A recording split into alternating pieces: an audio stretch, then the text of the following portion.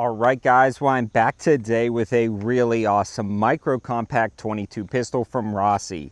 This is the brand new Rossi RS22P, and it's a copy or version of their full-size RS22 rifles. This one, though, features a pick rail off at the back, a braced version and a non-braced version, and both are available direct from Rossi.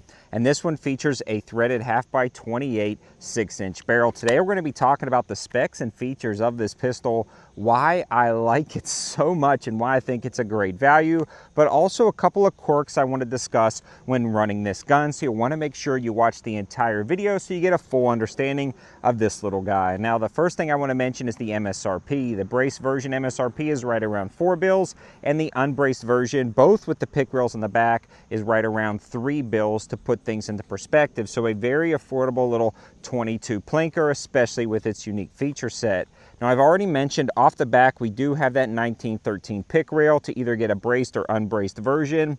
Honestly, if you like the brace that comes on it, cool. If not, I love the fact that they're doing both, and I love the fact that they're running a pick rail, not some weird mounting system. It's also fairly rock solid lockup on that pick rail. It's got a polymer chassis with an ingrated polymer trigger guard and an AR style grip, even though this is not really directly AR compatible. There's a lot of AR grips that won't fit, and I imagine there's a couple that will fit, but the grip that comes on it is great. Really nice texturing on here, great angle on this, kind of a nice flow through to the trigger guard itself, and overall I like it, especially with no finger grooves. It works with a wide variety of hand configurations.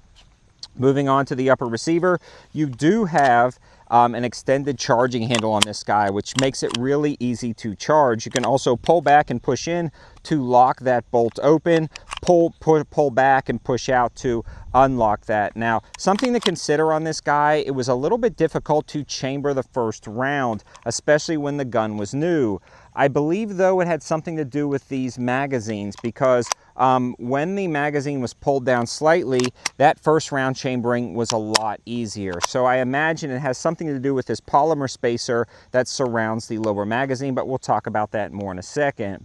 With that being said, though, after the first 150 rounds fired through this gun, everything smoothed up, and we'll get to that again in the reliability section, but just know that oversized charging handle works out great. And I like the interface between it and the user. On top of that receiver, you do have a weaver rail, but threaded into the top is going to be a standard pick rail, which is really nice to attach whatever optics you want. I've got the little Sealy bowl up at the top. It's very nimble, knocking the mic here, very easy to grab, and very easy to look down the sight picture with that pick rail. You can remove it if you wanted to use the weaver, but why remove something that's good to use something that's a little bit worse? Now, the rail, while I was firing, did walk loose. I had to go back and tighten up that rail system, but since then it's locked up rock solid. I would have liked to see a little bit more QC when it comes to the rail torque specs on this Rossi, but no major complaints, just something to consider. If you grab your own, you may want to check those bolts.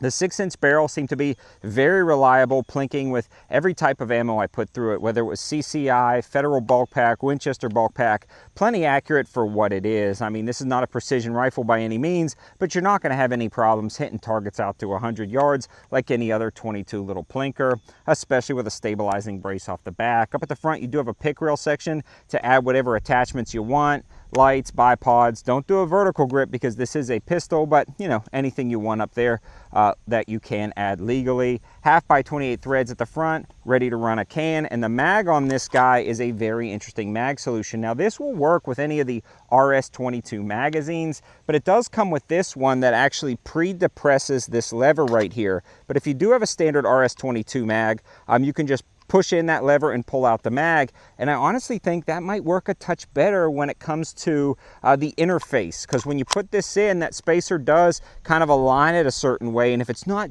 perfect, just right, it will be a little bit tight pulling that back with the first round. So I'm going to try out some other RS22 mags, but with that being said, it ran reliably. The first 150 rounds did definitely have a break-in period. I ran CCI mini mags and kind of resolved most of those first issues I was having.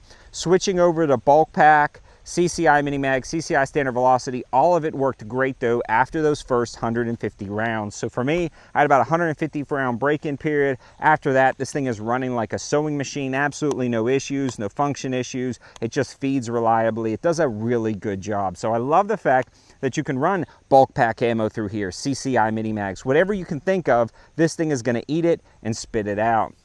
It also runs great with a can. I've got that new Ruger RXD dead air can combo on the end. It's a low back pressure flow through can, so it doesn't put a ton of gas back in my face, especially being close up with this brace. And overall, it's a really nice package for the money. I love the fact that it gets so incredibly compact. I mean, you can stash this away in a backpack, would make a great camp pistol, a great bug out pistol, and a great truck gun. I love 22s, and this thing is like the peak of small packaged little budget 22s. You know, there's other similar platforms on the market to this from other companies that cost twice as much, but having something like this at an affordable price point is definitely key, and I love this setup. Hope you guys liked the video. A huge shout out to Rossi for sending this out to the channel. I actually put in the request for a T&E model from Rossi, and these guys were nice enough to send it out the same day. I don't have to send it back. I get to keep it for long-term testing and evaluation. So make sure you subscribe to the channel, and I will continue to update you guys on its performance. Thanks for watching. Have a good one.